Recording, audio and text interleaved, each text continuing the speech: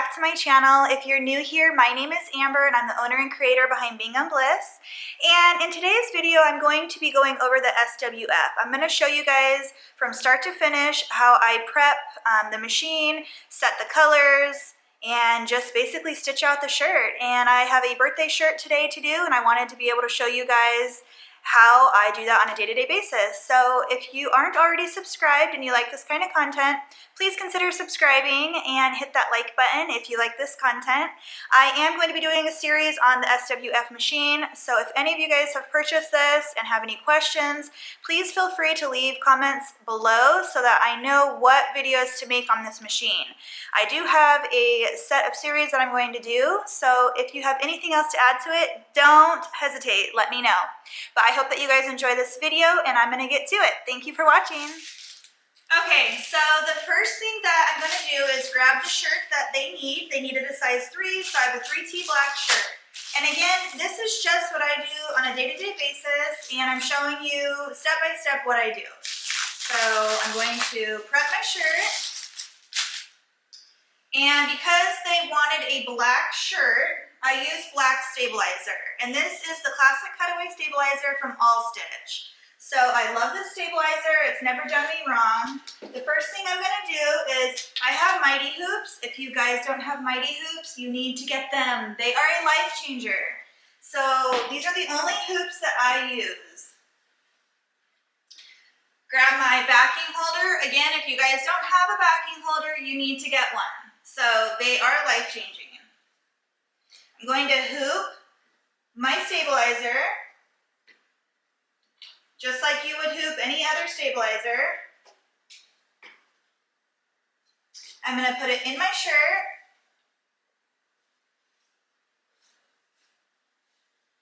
Make sure it's nice and centered.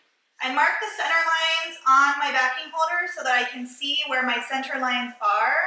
And then I just I've done this many times, so I kind of know where the center is, but you just kind of want to make sure it is nice and centered.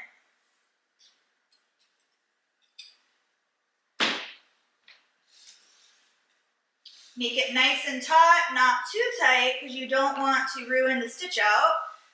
But I just kind of pull gently to make it nice and snug.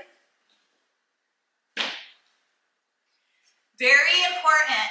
Make sure you take this out and you don't stitch with it on. So I just put that aside. Okay, so now that you have your shirt hooped and it's all nicely secure in your hoop, you're going to turn on your machine. So this machine turns on and it's going to bring you to your design screen. And unless you already had a design already prepped on there, then that will become your main screen. But right now it's taking me to the design screen, so I'm going to choose the design that I want to make. So I already know what design I'm doing, so I'm going to choose that one. So I'm going to hit the check mark button, and then I'm going to hit the load button. So that's how you load a design. Check mark and load. So check mark and load. And then your design pops up. Okay, so the next part of entering this design into the machine and getting it prepped to stitch out is actually setting all your colors and your X and Y scales, making sure that it fits in your hoop, tracing your hoop, and all the good details that go along with an embroidery design. So I'm going to go through this step by step so that you guys have a good idea of how I do this very quickly on a day-to-day basis. So I've already put my design into the computer, and so then now I am going to go through each one of these icons down here. So the first one that I do, I kind of just go through the line. The first one I'm going to go to is settings. And I know my computer settings, I know my hoop settings, so you're going to have to kind of trial and error and figure out what your own settings are. Everyone's settings are a little bit different. So I know that on my machine and my hoops, I do 90%. So every single day I come in here and I change my X and Y scale. So I'm just going to simply click 90, hit OK, click 90, hit OK, and then I'm going to close out of that tab. So as I'm closing, it's applying the design in the new current X and Y scales. You're not going to notice it on this front screen, but you will notice it when you go in to trace your design. So now the next thing that I'm going to need to do is go into my needles. And as you see here, these are all of the numbers, which is the steps. So step 1, step 2, step 3, and so on.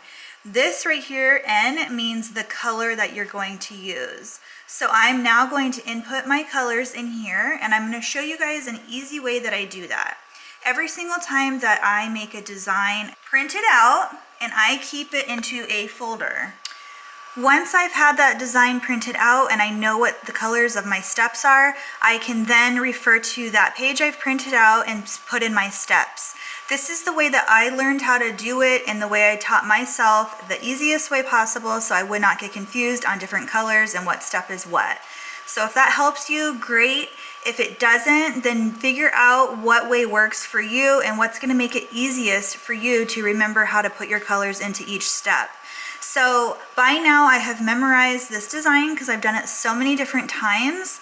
So I am going to just go ahead and input my colors in here. So I know that number 1 is blue, I do number 2 is blue, and 3 is blue. Numbers 4 all the way down is, you can't move down, it doesn't let you skip down until you put your colors in. So you have to input your colors to be able to go down. And so I'm going to do that right now. So I know that number 4, 5, 6, 7, 8, 9, and 10. So I have 1, 2, 3, 4, 5, 6, 7 number grays. I always use gray as my kind of tack down and placement stitches. You can use whatever color you feel best using. I just use gray because it's kind of a neutral color. It works for me. Sometimes I use beige or like light silver. It just depends, but most of the time, 98% of the time I use gray. So that's just my personal preference. Okay, so then after that, I know my next colors are black, white, blue, red, blue, red, black. And then that is the end of my colors. So I know that I have 17 steps. I have all of my colors inputted into the machine. So then after that is set, I'm going to hit close. If you would like me to do a video on how to set these colors up here on what is on your thread stand, please let me know in the comments below. I would love to do a video on that. It's super simple. It would be a very quick video. So I'm going to close out of here now. And now I know I have my settings set, my needle numbers and colors are set. Now you're going to go into frame. So I'm going to hit the frame button and I'm going to see this green box right here and then my design inside of a little blue box in there. Can't really see the blue box on camera, but there is a blue box, I promise. The blue box and the design is the size of my actual design from Embroidery Essentials and then inputted in at 90% scale X and Y in my machine. The green outer square is the size of the hoop that I chose. The reason it is so much larger is because I chose the biggest size hoop that comes with my machine. The reason I do that is because I don't use the hoops that come with the machine, I use mighty hoops. And in order to have the correct dimensions, I have figured out a way to go around it, and I just always use this hoop every single time it works for me. So if you want to know those settings, go ahead and listen. I'm going to show you exactly how I did that. So I'm going to go into hoop. This is the largest one of a square that this SWF machine has. So I always choose 30 by 30. That's the hoop that I use. So then I'm going to go back to my position. You're going to see this is my 30 by 30 hoop. This is my 8 by 9 mighty hoop. So I know in Brilliance Essentials, I choose my 8 by 9 mighty hoop, and that is how I scale it down. So now you can see that my design is going to fit within the 30 by 30 hoop that comes with the machine. So the next thing that I do is you can outline or trace your design. I always just trace it because I want the biggest dimension around it. I don't want it right on top of the design. So I'm gonna move the camera. I'm gonna show you exactly how you can see that those dimensions I've used for my mighty hoops works every single time for the dimensions of my design. Okay, so now that your shirt is hooped, you're going to see this laser light right here. And when you are in the trace feature on your machine's screen, you're going to hit the play button in the upper right hand corner, and then it's just going to confirm that you want to trace it out. You're going to follow this laser beam all the way around your hoop. If it is within reasonable measure without hitting the hoop, you never want to hit your hoop. You are then good to go to stitch it out. So I'm going to go ahead and press play. I'm going to hit OK. It asks me, warning, would you like to start your trace? Don't worry about that. Don't be alarmed. It's just asking you if you're sure you want to trace your design at this moment. You're going to hit OK. And now you're going to see, you're not going to be able to see the laser light right here on the bottom because of the angle of the camera, but you will be able to see it going up. See how it's in reasonable measure of the hoop? You can see it's not hitting the hoop. It's hitting the camera. Back to square one, center.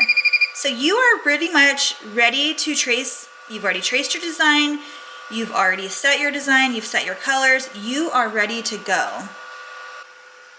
Okay, so it's as easy as that. Once you've traced out your design, you know that it's fitting within your hoop lines.